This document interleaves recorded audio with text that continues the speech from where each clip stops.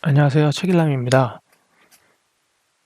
오늘은 사이드 FX 후디니에 대해서 소개하고 기초 인터페이스에 대한 부분도 함께 다뤄볼 예정입니다.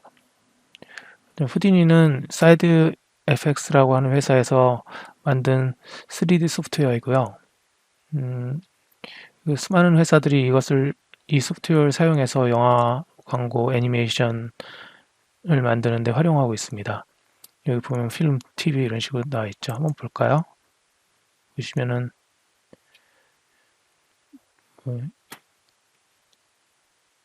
다양한 영화에서 이렇게 모아나 애니메이션, 영화, 광고 등에서 활용하고 있습니다. 그리고 메이저 스튜디오인 ILM이나 디지털 도메인, MPC, 지금은 스캔라인도 사용하고 있는 것으로 알고 있고요. 이미지 엔진, 더블 네거티브, 헐리우드 메이저 스튜디오에서 후디니는 거의 FX 팀에서는 거의 메인 툴로 사용되고 있다고 보시면 될 것 같습니다. 소프트웨어는 좋은 것이 학생들을 위해서 이렇게 무료로 사용할 수 있는 어페런트스 버전을 제공하고 있는데요. 보시면은 이런 식으로 들어가서 다운로드 받을 수 있습니다. 기능적으로는 다른 것은 하나도 없고요. 단지 이제 렌더링 할 때 워터마크 같은 것들이 찍혀서 나온다는 점, 그런 것이 좀 다릅니다. 혹은 여러분들이 그런 워터마크가 싫다 그러면 인디 버전을 이렇게 구입할 수도 있습니다. 이런 식으로 1년 렌탈 비용이 $269 US 달러이고요. 2년은 $399인데 아마 좀 스튜디오나 아티스트 스튜디오 버전으로 사기에는 좀 부담이 있죠. 아무래도 $6,000면은 거의 700만 원 가까이 되는 돈인데 700만 원이 넘는 돈인데 개인이 사기에는 좀 부담이 있는 그런 가격입니다. 그리고 또 여러분들이 배우려고 마음먹으면 여기 보시면 게링 스타트 이런 식으로 되어 있는데 처음 배우시는 분들은 이런 것들을 통해서 자료를 확인할 수가 있어요. 보시면 후디니 파운데이션, 인트로덕션, 이 영어라는 것 때문에 한국 사람들이 좀 보기가 불편하긴 하지만 그래도 좀 관심 있게 살펴보면 배울 수 있는 자료들이 많이 넘쳐납니다. 보시면 여기 튜토리얼, 러닝 파스도 있어서 보시면 어떻게 시작하고 모델링, 캐릭터 리깅, FX, 후디니 FX 툴로서 많이 사용되어지는데요. 주 FX 관련된 자료들이 많이 있습니다. 배울 수 있는 자료들이 많이 있고요. 그리고 여기 보시면 튜토리얼 들어가 보면 주제별로 혹은 레벨별로 어드밴스드 혹은 필름이냐 모션 그래픽이냐 게임이냐 혹은 어떤 버전의 소프트웨어를 사용하냐에 따라서도 여러분들이 다양하게 공부할 수 있습니다. 여기에는 물론 상업용 튜토리얼 버전에 대한 홍보 이렇게 달러 표시가 되어 있는 그런 것들은 그 상업용 튜토리얼 홍보하기 위해서 올려놓은 것도 있지만 많은 튜토리얼들이 무료로 제공되고 있고 상당히 유용하게 사용할 수 있는 자료들이 많다고 생각됩니다. 그리고 다운로드 들어가서 이렇게 자신의 이름을 등록하고 어페런티스 버전을 다운로드 받아서 공부하는 데는 무리가 없을 거라고 생각합니다. 자, 그럼 이제 후디니 인터페이스를 한번 공부해 볼까요? 자, 후디니를 열어보도록 하겠습니다. 이렇게 열었습니다. 자, 후디니는 일단 다른 소프트웨어들하고 좀 약간 다른 구조들을 가지고 있긴 한데 메뉴들이 여기 많이 펼쳐져 있죠. 이렇게 탭으로 그림으로 이렇게 보여지고 있고 쉘프 툴이라고 하는데 쉘프 툴들이 있고 여기 보면 FX, 볼륨, 모델링, 플루이드 관련된 것들, 파이로 이렇게 쉘프 툴로 이루어져 있는데요. 하나씩 하나씩 한번 눌러보도록 하겠습니다. 박스를 클릭하면 이런 식으로 만들 수 있고, 여기 그 동시에 노드가 하나 생성이 되죠. 혹은 여기서 똑같은 것을 탭 키를 누르면 이런 식으로 나오게 됩니다. 그래서 박스, 또 하나의 박스가 이렇게 생성이 되었죠. 이거는 결국엔 여기 있는 노드들이 이렇게 탭하면 나올 수 있는, 선택할 수 있도록 만들어졌다고 보시면 될 것 같습니다. 쉘프들이 이런 식으로 구조가 되어져 있는 것이죠. 그리고 이렇게 선택한 이 노드에 대한 파라미터 정보들이 이런 식으로 뜨게 됩니다. 이쪽에. 물론 이 인터페이스, 이 레이아웃, 인터페이스 레이아웃 자체를 바꿀 수도 있는데, 보시면 이렇게 빌드라고 되어 있는데, 애니메이티드 하면은 애니메이터들이 활용하는 그런 인터페이스 레이아웃이라고 볼 수 있겠죠. 그리고 뭐 게이밍 하는 사람들이랑 주로 선호하는 방식, 이런 식으로 뭔가 복잡하지만 디폴트는 빌트에서 이런 식으로 되어 있습니다. 이건 추후에 또 설명할 기회가 있을 수 있을 텐데요. 이렇게 레이아웃을 자기가 작업하는 방식으로 바꿔서 활용할 수가 있습니다. 이 밑에는 타임라인입니다. 플레이하면 이런 식으로 플레이가 되고요. 시계 모양을 클릭하면 리얼타임으로 흘러가게 되는 초당 24프레임의 움직임으로 이렇게 움직이게 됩니다. 그리고 1프레임부터 240프레임까지 이렇게 설정되어 있는 것이고요. 지금은 물론 이것들을 바꿔줄 수가 있습니다. 제가 이거를 1, 100, 100 이렇게 1, 00 하면은 1프레임부터 100프레임까지 이런 식으로 설정할 수가 있고요. 그리고 여기 보시면은 선택할 수 있는 툴이 있고요. 선택을 하고 할 수가 있습니다. 선택한 것에 트랜스레이트 데이터는 이런 식으로 움직이고, 로테이션은 이런 식으로, 스케일은 다른 3D 소프트웨어와 크게 다르지 않게 이렇게 설정할 수가 있습니다. 얘 같은 경우는 이 핸들 자체가 세 가지 요소도 트랜스레이트, 로테이트, 스케일 자료들이 다 같이 한꺼번에 붙어 있는 형태입니다. 이런 식으로. 요 끝에 보이시죠? 이거 되어 있습니다. 그리고 이것들은 스냅 툴입니다. 그리드 스냅 하면 얘가 그리드에 맞춰서 스냅핑하게 되는 것을 볼 수 있습니다. 그리고 화면을 로테이션을 하려면 여기서 카메라로 가시면, 카메라로 가서 손바닥 모양이 나왔을 때 레프트 마우스 버튼 키로 이렇게 돌리면 이렇게 돌아갑니다. 그리고 미들 마우스로 드래그하면 줌인, 줌아웃 이렇게 할 수 있고요. 오른 클릭도 마찬가지고요. 그런데 제가 얘를 작업을 하다가 로테이션 하고 싶어서 얘를 이렇게 돌려서 이렇게 하는 거는 좀 시간이 많이 걸리죠. 그러니까 작업을 이렇게 하다가 스페이스바를 누르면 이런 식으로 카메라 모양으로 선택되면서 손바닥 모양으로 바뀌게 됩니다. 이렇게 미들 마우스 버튼, 오른 클릭, 줌인, 줌아웃, 미들 마우스 왼쪽, 오른쪽, 레프트 마우스, 스페이스바를 계속 누른 상태로 이런 식으로 조절할 수가 있습니다. 제가 이렇게 갔다가 스페이스하고 G키를 누르면 얘가 센터로 이렇게 오게 됩니다. 설정할 수가 있습니다. 이렇게 3D 뷰가 되겠죠. 그리고 얘를 디스플레이 자체를 제가 보시면은 여기에 보면 고스트 아더 오브젝트 이런 식으로 되어 있는데, 여기에 지금 오브젝트 패널이라고 할 수 있는데, 이 패널 들어가면 이 오브젝트 안에 또 다른 오브젝트가 들어있는 것을 볼 수가 있습니다. 바로 얘가 지금 사실 본질적으로 이걸 담고 있다는 뜻인데, 얘는 하나의 박스죠. 트랜스폼 박스라고 보시면 됩니다. 실제적으로 요소들은 얘가 있는 것이고, 편집할 때는 이 안에 이렇게 들어가서 하게 됩니다.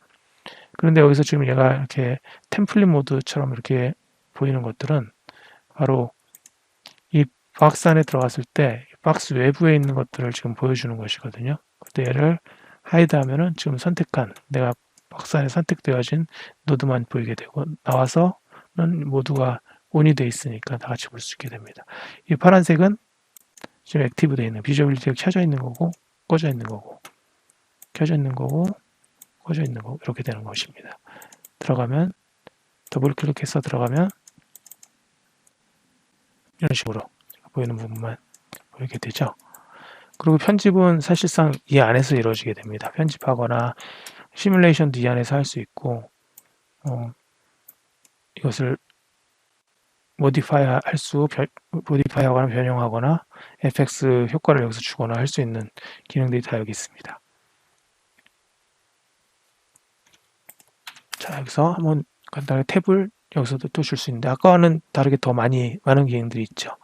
그러니까 이 오브젝트라든지 점선면들을 컨트롤하는 것들인데, 그런 것들을 다 컨트롤할 수 있는 요소들이 탭 키를 통해서 이렇게 너무나 내용이 많기 때문에 이런 것들을 이제 하나씩 배워가나 하는 것이 이제 후딘이 공부하는 것이겠죠. 물론 여기에서도 아까 얘기했던 그런 것들을 사용해서 작업을 할 수가 있습니다. 근데 주로 이렇게 탭 키를 쳐서 뭔가를 만들어 주게 됩니다.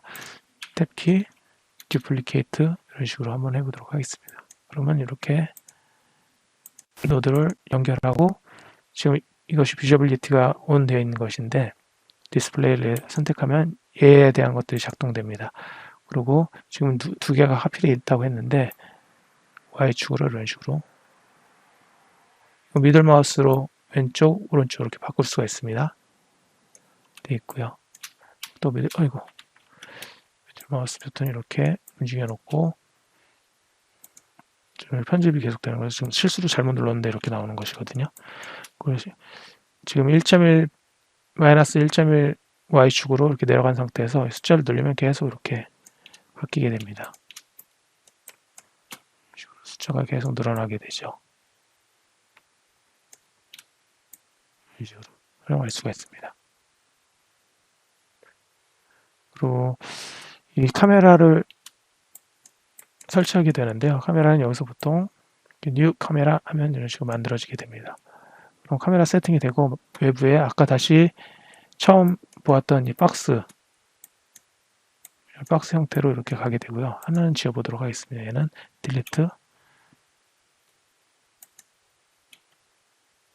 지워지고 이런 식으로 카메라를 한번 옮겨볼까요? 스페이스바 누르고 옮기면은 카메라에서 벗어나서 다시 카메라 모드에 사라졌습니다. 다시 카메라로 가보겠습니다. 카메라 1 잡혔는데 다시 이쪽으로 가면 사라지게 되죠.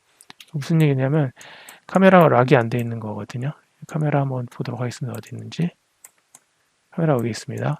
카메라 모드가 직접 이렇게 움직이지 않는 이상 이 카메라 상에서 락을 해주면, 락을 해주지 않으면 이렇게 벗어나게 되는 거예요. 움직이는 순간. 근데 카메라를 놓고 락을 해주면 이제 움직이는 대로 카메라가 이렇게 같이, 화면도 같이 움직이게 됩니다.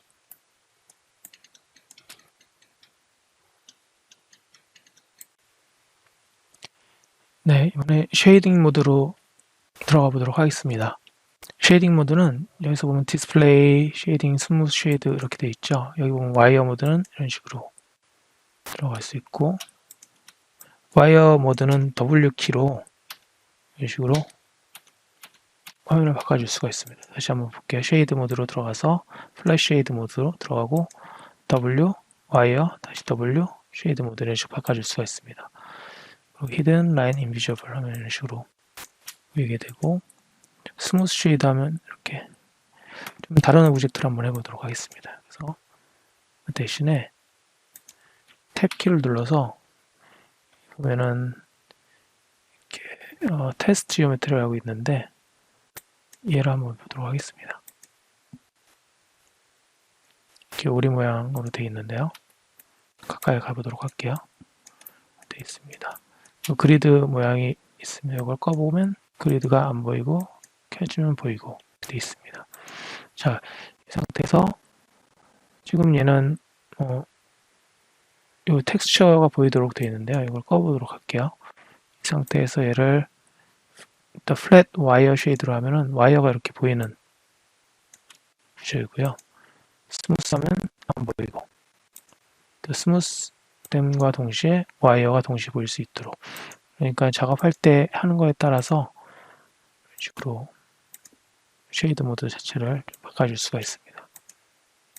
그리고 하드웨어 GPU 지금 보여진 이 상태에서도 최대한의 룩을 만들어 줄 수가 있는데 라이팅 모드로 한번 해보도록 하겠습니다.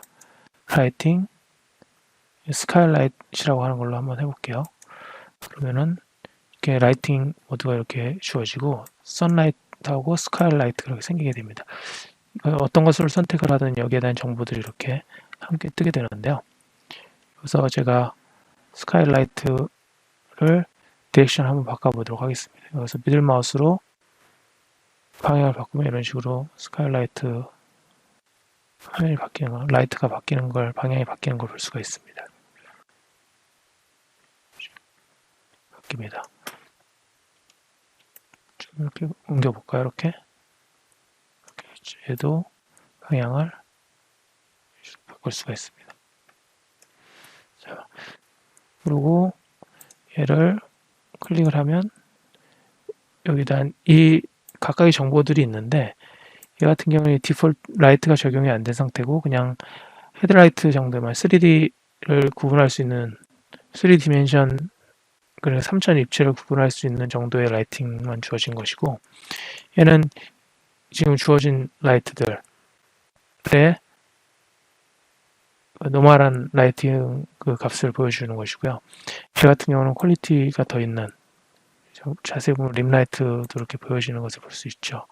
그리고 이거 같은 경우는 그림자까지도 이렇게 포함하는 보면 그림자 확인할 수가 있습니다. 그리고 텍스처를 또 연결해 줄 수 있는 와이어를 꺼주고 하드웨어 상에서 굉장히 렌더링이 굉장히 잘 된 것을 이렇게 확인하실 수가 있죠. 이렇게 보실 수가 있습니다. 단계별로 하는데 보통 작업할 때 뭐 노멀 라이팅 로드로 놓고 혹은 이런 식으로 놓고 데이터를 가볍게 하기 위해서 혹은 가끔 가다가 뭐 필요 없을 때는 이렇게 텍스처를 꺼놓기도 합니다. 많은 경우에 데이터들을 무겁게 사용하는 경우가 많아서 FX 쪽에서는 사용하기도 합니다. 디스플레이 옵션들이 있는데요. 보시면 이렇게 이거는 이제 애니메이션 프레임을 설정하는 것이고요. 디스플레이 옵션은 D키를 누르면 D키면 이렇게 디스플레이 옵션이라고 하는 것이 이렇게 나오게 됩니다.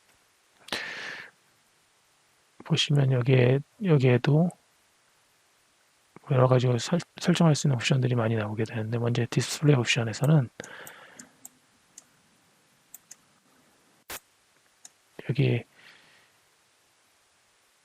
각 종류 각각의 마커들을 설정할 수 있는 것들이 나오고 가이드 설정할 수 있는 것들이 나오고 이렇게 지오메트리에 대한 포인트 사이즈라든지 이런 것들을 컨트롤할 수 있는 것들이 나옵니다. 한 번씩 다 다뤄봐야 되는 내용이지만 내용이 상당히 길고 그래서 봐야 될 것 중에 하나는 이렇게 이 부분들을 배경들을 이렇게 바꿔줄 수가 있습니다. 주로 라이트 혹은 다크로 해서 화면을 아예 어둡게 만들어 작업하기도 하죠. 그리고 가이드 보면 노멀 벡터 이런 식으로 되어 있는데요. 오른쪽에 보시면 이 밑에 포인트 점을 디스플레이 할 수 있는 것이고요. 여기는 이제 디스플레이 노멀이라고 써 있습니다. 노멀이 이렇게 나오는데 여기서 이 가이드의 스케일 노멀이라고 하는 것들을 컨트롤하면 이런 식으로 노멀의 사이즈를 확인할 수가 있습니다. 설정해 줄 수가 있습니다. 그리고 이 같은 경우는 포인트 트레일, 얘가 벨로시티 같은 게 있다고 하면은 포인트 트레일을 이렇게 만들 수가 있습니다. 그래서 트레일들을 볼 수가 있고 마찬가지로 얘도 포인트의 넘버 그러니까 여기 각각의 포인트가 가지고 있는 그의 숫자, 넘버들을 디스플레이 할 수 있습니다. 굉장히 많이 사용하는 그 옵션들이고요. 디스플레이 옵션들이고 이것들에 익숙해질 필요가 있습니다. 이런 이제 페이스 노멀들 그러니까 지오메트리의 이것들은 얘는 포인트 노멀이라고 하면 각각의 포인트에서 생성된 노멀이라고 한다면 얘는 면에서 생성된 노멀이라고 볼 수 있습니다. 좀 더 자세히 보도록 하겠습니다. 그래서 이거 대신에 그리드를 하나 만들어 보도록 하겠습니다. 이렇게 보시면은 확실하게 알 수 있겠죠. 자, 얘는 포인트에서 생성된 노말이고, 얘 같은 경우는 이 면 페이스에서 생성된 노말이라고 볼 수 있습니다.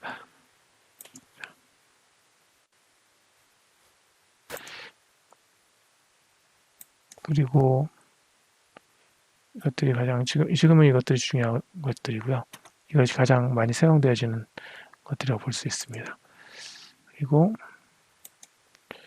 보시면은 여기 탭들이 있는데 플러스 탭들 뭐 이런 식으로 볼 수가 있는데 여기서 새롭게 추가해서 쉘프들을 추가할 수가 있습니다. 아직 활성화되지 않은 쉘프들이 많이 있는데 이쪽에는 없지만 이쪽에 있는 것들도 있고 보시면은 퀄리전스라고 되어 있는 거랑 퀄리전스 여기는 있네요. 지금 여기 안 돼 있지만 없는 것 중에서 TD 툴이라고 되어 있는 게 있습니다. TD 툴이라고 하는 걸 한번 켜보겠습니다. 그럼 여기서 TD 툴이라고 하는 쉘프들이 생기면서 추가할 수 있고 뺄 수 있고 합니다. 가볼까요? 이렇게 딜리트 하면 딜리트 쉘프 이렇게 딜리트 프롬 쉘프 이런 식으로 나오면 사라지게 됩니다.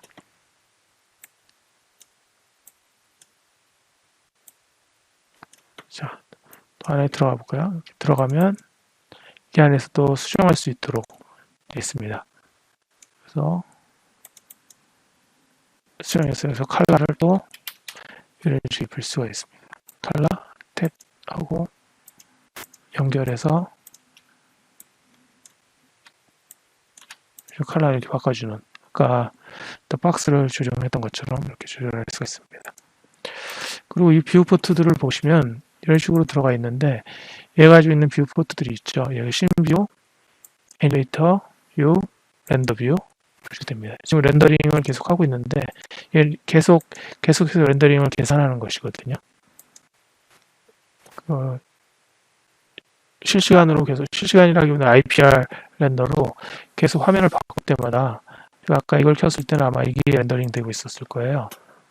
이런 식으로 렌더링이 되고 이걸 끄면은 이런 식으로 얘가 또 계속 렌더링이 되고 있어가지고 이 카메라가 멀리 카메라 두면 렌더링 이 각각의 탭들이 이런 기능들이 있습니다. 여기서 보시면 또 화면을 볼 수 있는 탭들이 이렇게 있습니다. 들어가서 뭐 파이썬 쉘 하면 파이썬 쉘 탭이 이렇게 나오게 되고 여기서 파이썬을 사용할 수 있어. 프린트 헬로 월드 이런 식으로 사용할 수가 있습니다. 우리 같은 경우 애니메이션 키 프레임들을 다루는 것들입니다. 이것은 렌더. 계속 렌더링이 돌아가니까 얘를 꺼줘야 됩니다. 이렇게 꺼주고 스탑 하면 이제 더 이상 렌더 계산 안 하니까 좀 빠르겠죠. 그리고 이것은 합성을 할 수 있는 곳인데요. 여기에서 보시면 지금 아까 우리가 봤던 것이 오브젝트 모드이고 합성을 하고 싶으면 여기서 여기 각가지 다른 네트워크 뷰가 있는데 후디니가 가지고 있는 좀 특별한 것들인 거죠. 좀 다른 소프트웨어하고 좀 다른 보시면 이미지라고 하는 공간에 들어가면 새로운 공간으로 이게 바뀌게 됩니다. 이거는 이제 합성을 위한 공간인 거예요. 그래서 들어가면 여기서 파일 이미지를 불러서 키면은 여기서 이미지 이곳에서 합성을 할 수 있도록 되어 있습니다. 그리고 또 나가서 오브제로 들어가면 이런 식으로 나와서 들어가게 되는 것이고요. 자, 여기서 이제 많은 분들이 헷갈릴 수가 있는데 얘는 오브젝트 모드고 얘는 씬 뷰고 얘는 합성 모드고 얘는 렌더 뷰고 이런 것들이 다 각각 다르죠. 그럼 얘를 렌더링 할 수 있는 어떤 노드는 여기서만 하는 것이 아니고 보시면 아웃이라고 되어 있는 곳으로 가면 이게 지금 방금 우리가 본 렌더링을 했던 과정이 바로 얘로부터 일어난 것입니다. 이 만트라 노드에서 렌더링을 하는 것입니다. 그래서 이 렌더링 할 수 있도록 되어 있습니다. 그러면 쉐이더는 어떻게 하느냐? 매터리얼 여기서 지금 다시 오브제이로 들어가 보겠습니다. 얘가 지금 얘 대신에 얘가 이렇게 컬러링이 되어 있지만 안에 들어가서 보시면 여기 패키지로 다 되어 있는 것이거든요. 또 안에 들어가면 또 이런 식으로 되어 있고요. 쉐이더가 이미 다 들어가 있는 상태인데 예를 들어서 다른 것들을 한번 해보도록 하겠습니다. 박스를 놓고 박스를 렌더링 한다고 했을 때 이 쉐이더를 적용을 해야 되는데 이때 쉐이더를 매터리얼에 들어가서 여기서 또 마찬가지로 매터리얼을 선택할 수가 있어요. 근데 여기 보면 매터리얼 팔레트가 되어 있는데 얘로 들어가서 이 매터리얼을 아무거나 브릭해서 이렇게 드래그해서 놓도록 하겠습니다. 그리고 들어가면 브릭 노드가 이렇게 있고요. 여기에 대한 파라미터 값들이 이렇게 생성됩니다. 다시 오브젝트 빠져나가서 그러면은 여기 있는 어떻게 하면 얘와 지금 매터리얼에 있는 이 브릭을 연결할 수 있느냐. 오브젝트 들어가서 렌더 여기 보면 이 오브젝트 제가 선택한 오브젝트의 렌더 탭에 들어가서 보시면 매터리얼이라고 되어 있습니다. 클릭을 해서 매터리얼 브릭 이렇게 들어가게 됩니다. 그리고 한번 볼까요? 지금 좀 자세하게 한번 볼 수 있는 걸로 모드로 보이지 않네요. 지금 현재 렌더링을 해서 보도록 하겠습니다. 여기 들어가 있으니까 렌더링을 다시 들어가서 렌더. 지금 이제 계속 IPR 렌더가 되는 게 아니고 누를 때마다 렌더링 되게끔 해놨습니다. 이렇게 누르면 렌더링 되게끔.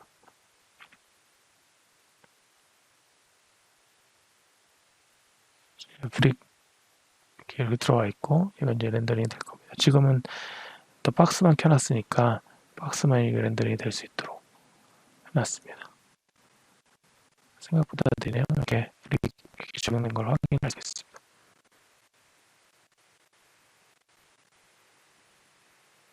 적용이 됐죠. 지금은 보이진 않지만 적용이 됐습니다. 이렇게 연결하는 것입니다. 매테리얼 그럼 이것들을 매번 갈 때마다 이렇게 아웃노드, 매테리얼, 오브젝트 이렇게 항상 가기가 힘드니까 이것들을 이제 조절해 줄 때 작업할 때 이거를 레이아웃을 바꿔주는 형태를 취하는데요. 아까 초반에 보여드렸던 바로 뭐 예를 들어서 게이밍 모드로 간다. 뭐 이런 식으로 바뀌게 됩니다. 그래서 여기 있는 탭 모드가 있거든요. 링크를 해주는 이 모드를 설정해 줄 수가 있습니다. 얘는 매터리얼로 한번 가보겠습니다. 얘는 매터리얼로 가고 얘는 OBJ로 가는 겁니다. 그래서 항상 이렇게 같이 볼 수 있도록 이렇게 레이어를 이렇게 좀 나누게 된 거죠. 다시 한번 가보겠습니다. 이걸 직접 만들어 보도록 하겠습니다. 빌드로 들어가서 제가 여기를 반을 나누고 싶은 거 얘와 얘는 항상 같은 화면이 되게 하고 싶습니다. 그러면은 클릭 누르면 얘는 1 얘도 핀 누르면 1 그래서 얘와 얘는 항상 같은 디스플레이가 되게 하고요. 여기서 스플릿 모양을 돌려서 스플릿 패널 레프트 라이트 하면 이런 식으로 레프트 라이트 나눠집니다. 여기도 마찬가지로 스플릿 레프트 라이트 해서 이쪽 오브젝트와 얘는 지금 1, 1, 1, 1인데 얘를 2로 바꿔주고 2로 바꿔주면 이게 어떻게 되냐면 얘를 바꿀 때 이제 얘와 얘가 이제 매치가 되면서 바뀌게 됩니다. 그러니까 얘는 제가 이제 아웃 노드로 가면 아웃 노드에 맞는 이 파라미터로 바뀌게 되고 얘는 아웃 노드에 맞는 이게 오브젝트 노드를 갖게 됩니다. 여기서 매터리얼로 넣으면 매터리얼 선택하고 아까 게임하고 같은 그런 구조를 띄고 있죠. 그리고 얘 같은 경우는 이쪽도 화면을 그래서 1로 맞춰놓으면 얘가 바뀌는 대로 얘를 선택하는 대로 이렇게 가게 됩니다. 디스플레이 하게 되면 얘가 선택해도 뭐 영향을 받지 않고 얘 안에서 선택된 대로 이렇게 영향을 받게 되는 이 화면에 디스플레이 되는 왜냐면 보통은 얘 선택하는 대로 이렇게 화면에 나오거든요. 이걸 설정하지 않으면 만약에 얘를 2로 설정한다면 얘에 맞는 화면으로 바뀌겠죠. 뭐 얘는 지금 뭐 특별히 다른 게 없으니까요. 이렇게 놓으면 이런 식으로 바뀌게 되죠. 이런 식으로 아웃노드를 이렇게 바꾸도록 하겠습니다. 얘는 다시 1로 이렇게 해서 사용하시는 분들이 많이 있습니다. 저 같은 경우는 그냥 기초 빌드로 해서 사용하게 됩니다. 얘를 빼고 지워주고 이렇게 지워주고 원상복귀 하게 됩니다. 자, 이런 식으로 만들어지게 된 것이고요.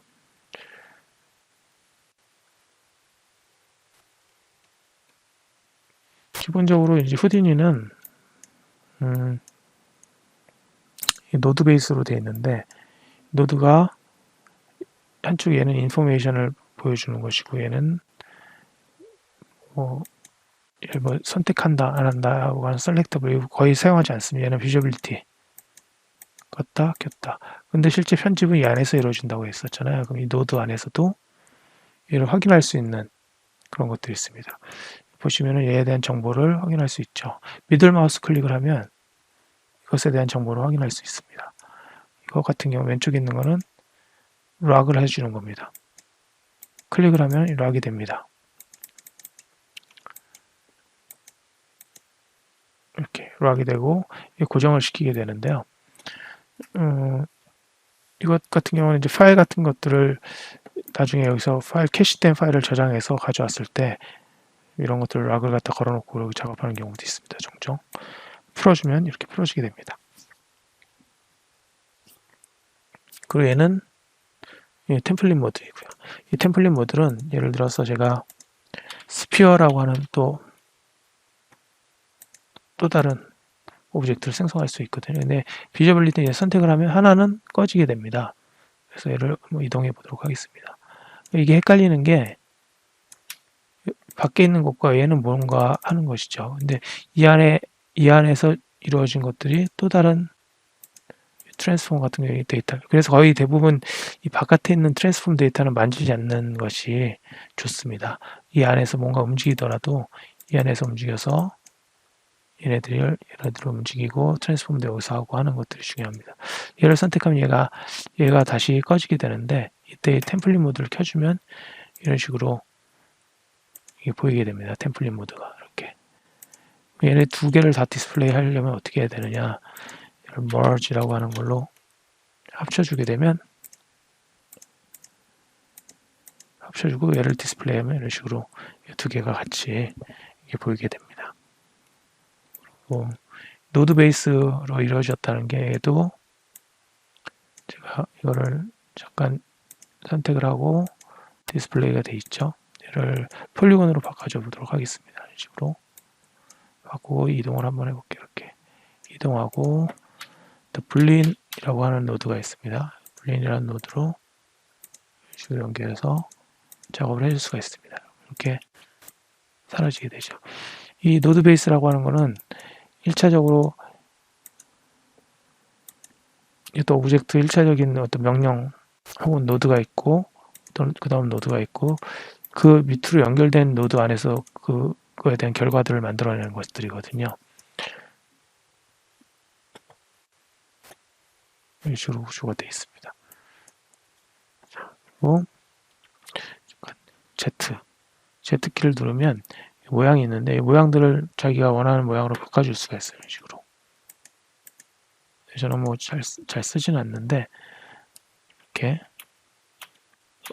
원래 모양은 이렇게 돼 있죠. 이렇게 바꿔줄 수가 있습니다. 자기가 만든 노드 자체도 만들어줄 수가 있습니다. 그래서 널 하면 널 같은 경우는 아무 의미가 없는 것이지만 이런 식으로 어떤 작업이 끝난 다음에 마무리 지어주고 아웃 이런 식으로 만들었습니다. 그러면 여기서 내가 원하는 모양으로 얘를 바꿔주고 컬러도 C키를 누르면 컬러 이렇게 바꿔줄 수가 있습니다. 노드의 컬러를 그리고 왜 컬러가 선택이 안 되지?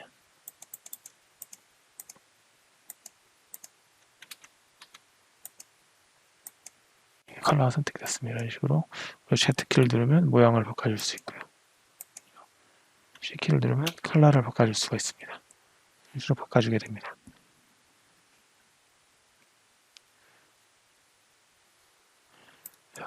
그리고 얘 같은 경우는 이런 식으로 박스라고 이름이 지어졌지만 얘를 뭐 하나의 큰 틀 안에서 fx 이런 식으로 만들어 줄 수가 있고요. 마찬가지로 여러 컬러를 이것은 fx를 위한 박스야 라고 설정해 줄 수 있습니다. 그리고 이렇게 하나의 노드가 만들어졌으면 얘를 이런 식으로 서브넷으로 한번 만들어 보도록 하겠습니다. 선택을 한 다음에 여기 보시면 작은 식빵 모양이 있는데 식빵 모양을 선택하면 이런 식으로 또 다른 또 노드가 만들어지게 되죠. 그리고 이 안에 들어가면 서브넷 이런 식으로 되어 있는 겁니다. 그래서 1번, 2번 이렇게 되어 있죠. 그리고 얘를 뭐 이런 식으로 해보도록 하죠. 불린 툴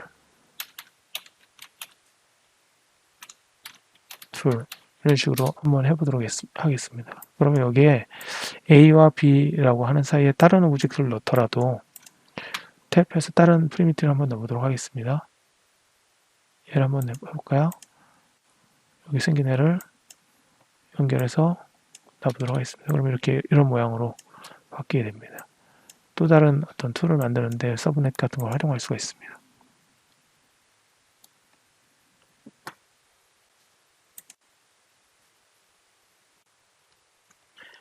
자, 여기서 이제 파라미터에 대해서 좀 알아보려고 하는데요. 이 파라미터에서 만약에 이것을 애니메이션을 주고 싶다 선택을 해서 이 애니메이션을 왼쪽에서 오른쪽으로 하고 싶다 라고 했을 때 키프레임을 줄 수 있죠. 그렇다면 키프레임을 주기 위해서 이 센터를 움직여 보도록 하겠습니다. 이렇게 미들 마우스로 드래그 앤 왼쪽 오른쪽으로 하면 이렇게 드래그가 되는데요. 그래서 키프레임 주는 방법은 오른 클릭해서 키프레임 셋 키프레임이라고 되어 있는데 Alt L 레프트 마우스 버튼이라고 되어 있습니다. 그래서 여기서 영어로 놓고 Alt 키 레프트 마우스 버튼을 누르면 이게 키 모양이 생깁니다. 이쪽에 얘를 한번 이동해 볼게요. 그래서 1프레임을 가서 이동하고 다시 레프트 마우스 Alt 키 레프트 마우스 하면 키가 이렇게 생성됩니다. 이렇게 이동하게 됩니다. 이때 커브선 같은 걸 활용해야 될 때가 있는데요. 그럼 여기서 Alt 키를 누르고 얘를 말고 Alt 키 누르고 Alt 키를 누르고 스페이스 키를 누르고 Shift 키를 누르고 레프트 마우스 버튼을 클릭하면 이런 식으로 커브선이 나오게 됩니다. 그리고 얘를 이렇게 다른 소프트웨어들과 마찬가지로 이런 식으로 커브들을 조정해 줄 수가 있습니다. 플레이해서 움직이면 이런 식으로 어떤 식으로 움직이냐에 따라서 어떻게 커브를 하냐에 따라서 움직임 애니메이션이 바뀌게 되죠. 이렇게 해주면 가다가 저기 쭉 올라가고 이런 식으로 되어 있습니다. 커브선이 이렇게 작동되어집니다. 이렇게 애니메이션을 할 수 있는 채널에다 이렇게 애니메이션을 직접 줄 수도 있고요. 그리고 얘를 원작 본게 하려면 오른 클릭해서 딜리트 채널 하면 이렇게 사라지게 됩니다. 물론 여기서도 숏컷으로 컨트롤 쉬프트 레프트 마우스 버튼 하면 그런 식으로 사라지게 되죠. 근데 여기다 익스프레션이라고 하는 걸 넣을 수가 있는데요. 익스프레션은 후디니에서 사용하는 익스프레션이 있고 팩스 랭글 자체를 사용할 수도 있는데요. 이건 또 자세하게 얘기할 기회가 있겠지만 $F 이렇게 하면 프레임별로 매 프레임 얘가 이동하게끔 되어 있는 거죠. 이렇게 좀 약간 뒤로 멀리 가보도록 하겠습니다. 매 프레임 얘가 이동하게 되어 있고 이 숫자가 매 프레임 프레임의 약자 같은 거 H스크립의 프레임이라고 되어 있는 것입니다. 혹은 여기다 T라고 입력을 하면 타임 초당 24프레임 1이 24프레임입니다. 1까지 가면 이제 24프레임이 되는 거거든요. 그래서 보면 1, 딱 24프레임 1에서 24프레임 공간 사이에 있는 그 값으로 이동하게 됩니다. 이건 time이라고 하는 펑션입니다. 물론 여기다가 이거 대신에 프레임을 at frame 이런 식으로 해도 적용이 됩니다. 이런 식으로 똑같습니다. 아까 프레임하고 똑같은데 이것과 아까 달러와는 뭐가 다르냐면 달러는 H 스크립이고 이 후디니 네이티브 스크립팅 랭귀지고 얘는 VEX 랭글입니다. VEX 코드인데 그것은 여기 보시면 포인트 랭글이라고 하는 노드가 있습니다. 이 랭글 노드에서 여기 보면 이제 스크립트를 이곳에다 많이 사용하게 되는데요. 이때 사용하는 랭글을 여기다가도 직접적으로 사용할 수 있도록 해놨습니다. 근데 과거에는 이렇게 H 스크립트밖에 없었기 때문에 H 스크립트만 이 채널에 사용할 수 있도록 되었었기 때문에 이렇게 여기다가 사용했고, 벡스 같은 경우는 이런 랭글 형태가 아니고 이 노드가 가지고 있는, 여기서 오른 클릭해서 보시면은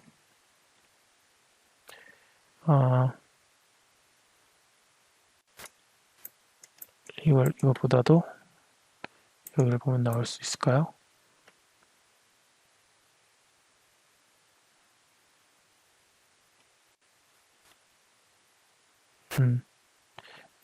잠시만요. 여기서 포인트 법이라고 하는 노드가 있습니다.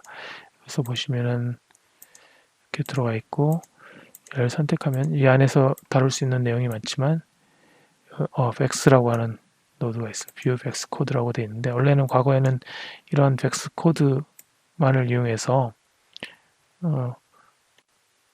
이렇게 벡스를 작성할 수 있었고, H스크립은 이렇게 채널 안에서만 이렇게 활용할 수 있도록 되었었는데, 지금은 이렇게 랭글 자체를 프레임 이런 식으로 입력할 수 있게 되었다 하는 걸 기억하면 좋을 것 같습니다. 그리고 또 채널을 다루는 데 있어서 이 안에서 여러 가지 익스프레션들을 함께 사용할 수가 있는데요. 예를 들어서 이런 겁니다. 박스가 이렇게 있고, 딜리트 채널 해서 원래 원상 복귀 해보도록 하겠습니다. 그리고 그리드 채널이 있는데, 여기 보시면은 얘가 이렇게 센터가 되어 있는데, 센터로 되어 있는데, 얘를 항상 이 바텀 바닥을 그리드 바닥하고 일치시키게 해놓으려면 센터를 이렇게 움직여서 정확하게 움직이게 해야 되는데, 얘가 이거에 보면 정확히 반의 사이즈거든요. 만약에 이렇게 길어진다면 얘는 2.4로 한번 해보도록 하겠습니다. 2.4라고 했을 때 정확히 반이면 1.2가 돼야지 바닥에 이렇게 일치가 되는 그런 구조를 가지고 있는데요. 그렇다면 오른 클릭해서 카피 파라미터, 그리고 페이스트 렐러티브 레퍼런스라고 하는 걸로 이렇게 연결하면은 이 값을 그대로 받아오게 됩니다. 그리고 여기서 divide 2 나누기 2 하면 얘가 커지더라도 항상 바닥을 이렇게 중심으로 놓는 레퍼런스 해줄 수가 있습니다. 그래서 이 값들을 항상 같게 할 수 있는 그런 방법이 있습니다. 포지션 자체가 센터럴 포지션을 만약에 맞추고 싶다 그러면 카피, 여기서 센터 포지션, 페이스트 렐러티브 하면 항상 센터가 항상 같아지는 이런 식으로 채널 자체를 레퍼런싱 할 수 있는 이런 기능들이 있습니다. 네, 그래서 정리를 한번 해보자면, 파라미터에 이렇게 채널 값들을 카피해서 사용할 수 있고, 이 채널 카피, 페이스트, 렐러티브 레퍼런스, 혹은 여기 이곳에 직접 타이핑을 해서 H스크립트를 사용하거나, 혹은 벡스랭글을 사용하거나 이렇게 할 수 있다. 혹은 스키프레임을 직접 입력할 수 있다라고 했습니다. 데이터를 다루는 데 있어서 가장 중요하고 우리가 가장 많이 보게 되는 내용일 텐데요. 그리드, 화면을 플랫 와이어 쉐이드로 놓도록 하겠습니다. 포인트 정보들이 이렇게 많이 잘 보이는데요. 여기 보면 포인트들이 이렇게 보입니다. 나열되는 게 0번부터 99번까지 포인트가 있습니다. 정확히 100개의 포인트가 있는데요. 이 포인트에 대한 정보들을 알 수 있는 것이 있습니다. 지오메트리 스프레드 시트 있는데 포인트 정보들이 0부터 99개까지 이런 식으로 나열되어 있습니다. 이 각각의 포인트의 위치 정보입니다. P는 얘는 지금 현재 가로 X축으로 -5, Y축으로는 제로, Z축으로는 -5 이런 이런 식으로 포지셔닝 하고 있다는 뜻이거든요. 보시면 여기 -5 볼까요? 위치 이쪽이 플러스 오니까 여기 -5겠죠. -5, -5, Y축 만나는 지점 위치값을 담고 있습니다. 이 위치값에 0, 0, 1, 이 지점에 칼라를 한번 넣어보도록 하겠습니다. 칼라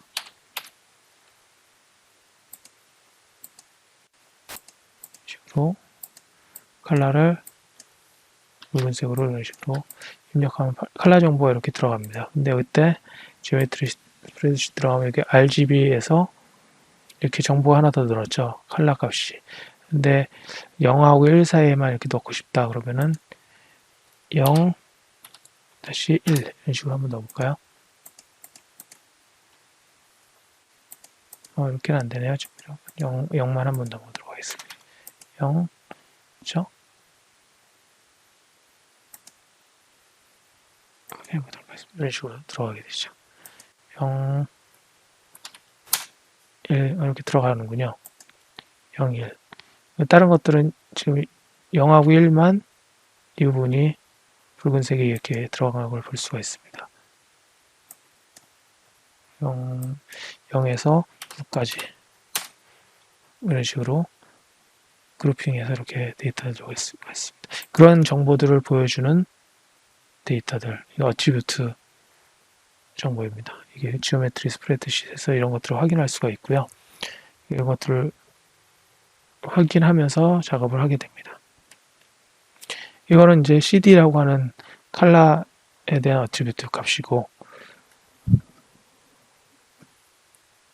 커스텀하게 넣어줄 수도 있습니다. 예를 들어서 attribute 탭을 누르고 attribute create라고 이름을 붙여주면 attribute를 생성할 수가 있습니다. 이거는 커스텀하게 자신이 만들 수 있는 attribute를 얘기하는데요. attribute라고 이름이 나와 있죠. 근데 여기서 이거를 my attribute 이런 식으로 넣고 포인트 여기 보면 포인트 정보, 버텍스, 프리미티브, 디테일 이렇게 되어 있는데 포인트는 각각의 이 포인트 보여지는 포인트에 입력하는 정보입니다. 버텍스는 또 버텍스에 들어가는 정보고 프리미티브는 면에 들어가는 정보입니다. 이 면, 페이스 면에 들어가는 정보이고요. 각각 다른데요. 여기 이름을 붙여줄 수가 있고 이건 플로트, 인티저, 벡터 값을 이렇게 따로따로 넣을 수가 있습니다. 벡터 같은 경우는 RGB, XYZ와 같은 세 가지 데이터 타입들을 세 가지 정보를 한꺼번에 담을 수 있는 데이터 타입이죠. 포인트 정보로 들어가서 my attribute, float 어떤 넘버도 넣을 수가 있습니다. 그래서 밸류를 뭐 이런 식으로 넣어볼까요? 여기도 마찬가지로 $t 이런 식으로 넣어줄 수가 있습니다. 여기 시간을 이런 식으로 시간이 바뀌는 것을 볼 수가 있습니다. 이 정보를 이용해서 또 다른 이 어트리뷰트 데이터를 이용해서 어떤 작업을 할 때 필요한 변화들을 가지고 올 수가 있게 되는 것입니다. 랜더마이즈라고 하는 걸 한번 해볼까요? 랜덤 어트리뷰트 랜더마이즈 이렇게 넣어보도록 하겠습니다. 랜더마이저 CD라고 하면 아까 전에 했던 이 컬러 값들을 다 랜덤하게 넣어줄 수가 있는 거고요. 만약에 여기서 이걸 CD와 MyAttr 애트리뷰트를 또 이런 식으로 이거 하나의 정보군요. CD 이거를 MyAttr 제가 가지고 있는 이 정보 자체를 랜더마이즈 해줄 수도 있고요. 이렇게 더 이상 이전에 사용했던 이 정보들은 사라지고 오버라이드가 되는 것입니다. 덮어 씌우기 하면서 랜덤한 정보 값들을 이렇게 넣어주기도 하고 CD 하면 컬러 정보를 이런 식으로 바꿔주게 돼서 컬러 값들이 랜덤하게 이렇게 들어가는 구조로 갖게 되는 것입니다. 가장 중요한 그 디스플레이 뷰포트 중에 하나이고 그들을 많이 보면서 작업을 하게 될 것입니다. 일을 하게 됩니다.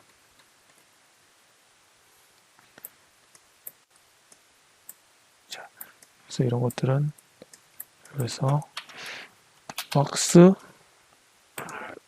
생성하고 카피 노드를 이용해서 놓으면 연결하면 박스가 이렇게 연결됩니다. 그리고 컬러 선택을 하면 컬러 값들도 그대로 이런 식으로 들어오게 되는 모양들을 만들어낼 수가 있습니다. 자, 크게 지금 이 박스를 만들고 그리고 렌더링을 이곳에서 렌더링을 하고 렌더링은 여기서 렌더링을 하고 렌더하면 이런 식으로 들어오게 됩니다. 좀 시간이 걸리는데요. 렌더링을 할 수 있는 상태가 되고요.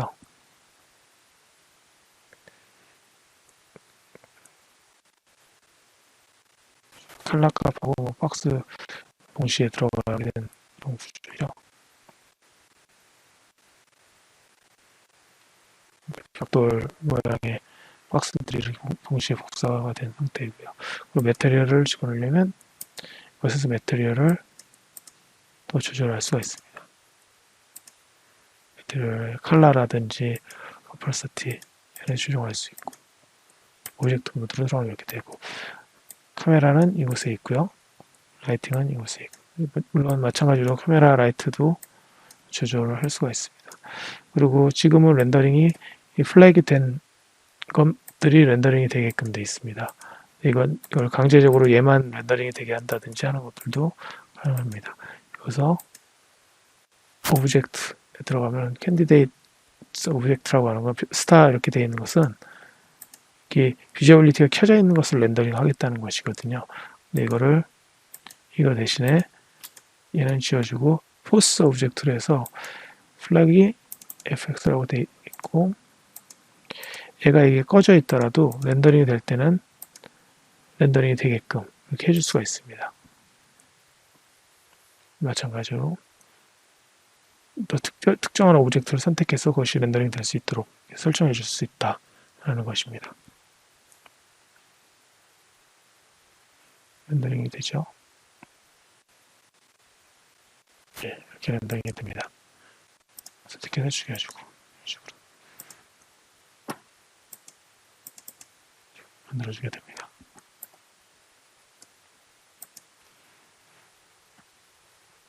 간단하고 빠르지만 간단한 후디 인터페이스를 소개해 드렸습니다.